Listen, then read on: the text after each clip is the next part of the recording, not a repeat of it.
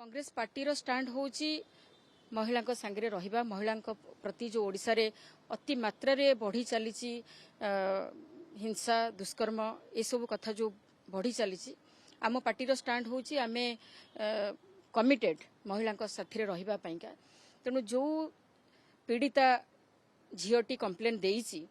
आमे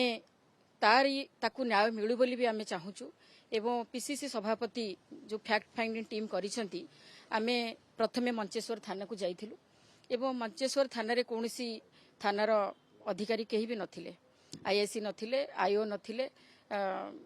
माने आम कथा सेठी सुनिया पई बा हमर जो क्वेश्चन थिला किछि सेटा सुनिया पई के नथिले तेणु आमे एससीपी का पाखक आसिलु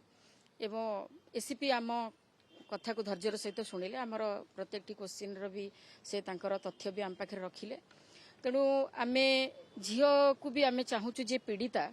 तांकु भी भेटिबा पई भी आमे चाहूचु तांकु भी भेट करिकरी तांकोटु भी किछि तांको मुहरु आमे सुनिबु जे प्रकृति रे तांको सहित कोन घटिथिला तेणु सेई कथा को आमे वर्तमान तांको पाकु चेष्टा करूछि जिबा पई तांकर कोनोसी एड्रेस आमे पाइनु से जने छात्री बीबीए छात्री जने